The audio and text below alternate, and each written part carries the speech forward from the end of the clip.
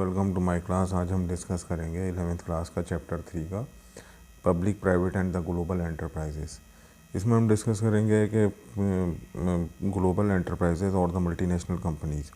Global enterprises ही हमें समझ में आ रहा है कि किस बारे में ये टॉपिक बता रहा है, ग्लोबल एंड द मल्टीनेशनल। मतलब ग्लोबल मीन्स के अराउंड द वर्ल्ड जो कुछ ऑर्गेनाइजेशन ऑपरेट करती हैं, बिजनेस ऑर्गेनाइजेशन, उनको ग्लोबल ऑर्गेनाइजेशन यानी कि जो अराउंड द वर्ल्ड, यानी कि मल्टीनेशनल यानी कि अंतर्राष्ट्रीय जो कंपनीज़ होती हैं वो कई राष्ट्रों में जो है ऑपरेट करती हैं, उनको जो है मल्टीनेशनल कंपनीज़ कहते हैं।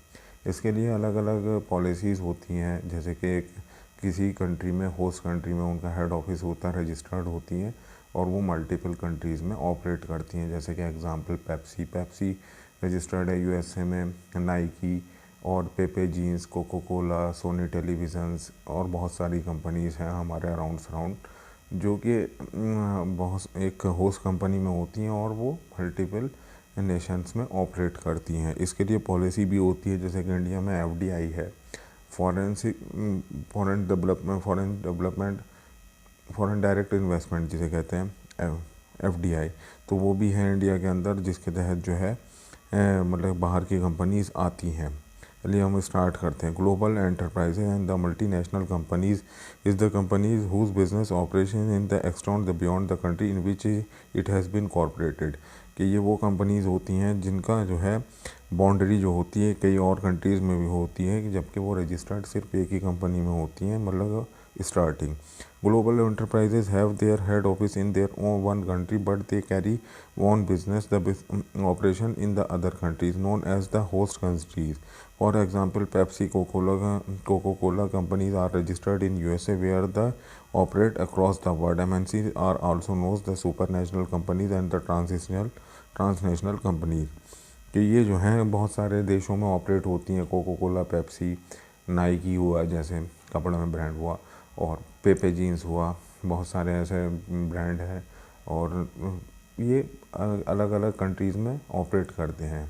जैसे अमेज़ॉन है, अमेज़ॉन भी एक इंटरनेशनल कंपनी है। इस तरीके से बहुत सारे प्रोडक्ट्स होते हैं। सोनी टेलीविजन्स का भी हुआ।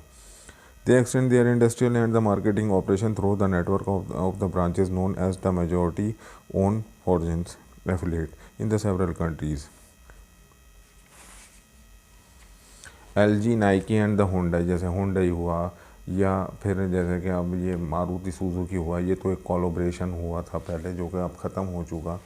हीरो होंडा का एक कोलैबोरेशन होता था, वो भी अब ख़त्म हो चुका। जिस तरीके से इंटरनेशनल कंपनीज ऑपरेट करती हैं, इसमें फीचर्स होते हैं global enterprises on the multinational enterprises के। ह्यूज कैपिटल रिसोर्सेज, इसमें जो है एक बड़ी कंपनी जिनका बिजनेस पहले से ही चल जाता है किसी कंट्री में, तो वो दूसरी कंट्री में इन्वेस्टमेंट करते हैं। तो एक और वहाँ पे भी जो नॉर्म्स होते हैं जिस कंट्री में आ रहे हैं, जैसे कि इंडिया में एफडीआई के तहत जो फॉरेन डायरेक्ट इन्वेस्टमेंट है, उसके तहत कंपनीज आती हैं और कंपनी जो है डेवलपमेंट करती हैं, पैसा लगाती हैं, पैसा कमाती भी, वो उसमें कुछ परसेंटेज डिवाइड होती है।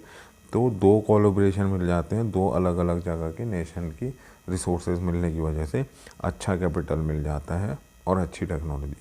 फॉरेन कॉर्पोरेशन, इसमें जाहिर सी बात है कि इसमें फॉरेन कॉर्पोरेशन होगा ही होगा, क्योंकि जब तक दो कंट्रीज़ नहीं होगी मिनिमम, इसमें जो दो कंट्रीज़ को ही इंटरनेशनल या मल्टीनेशनल कंपनी बोला जाएगा, कि जो दो कंट्रीज़ के बीच में ऑपरेट करते हों कम से कम।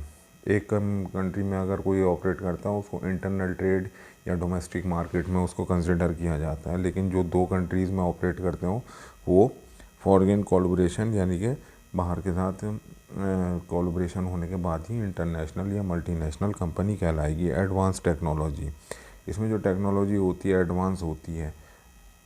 मोस्टली डेवलपिंग कंट्रीज़ ही होती हैं, जो कि डेवलप कंट्रीज़ होती हैं। जो डेवलपिंग कंट्रीज़ मतलब कि विकसित कंट्रीज़ जो होती हैं, उनमें से ही ये ट्रेंड ज़्यादा हैं। जैसे यूएसए में सबसे ज़्यादा ट्रेंड है, तो यूएसए एक डेवलप कंट्री है, तो वो अनडेवलप कंट्रीज़ को, जो अंडर डेवलपमेंट है, उन कंट्रीज़ में ऑपरेट करते हैं। तो एडवांस टेक्नोलॉजी वहाँ तक पहुँच जाती है। जैसे कि दिल्ली एनसीआर में काफ़ी मल्टीनेशनल कंपनीज़ होती हैं, उनका एनवायरनमेंट, उनका वे ऑफ वर्किंग उनका बहुत ही अच्छा होता है, बहुत प्रोफेशनल होता है।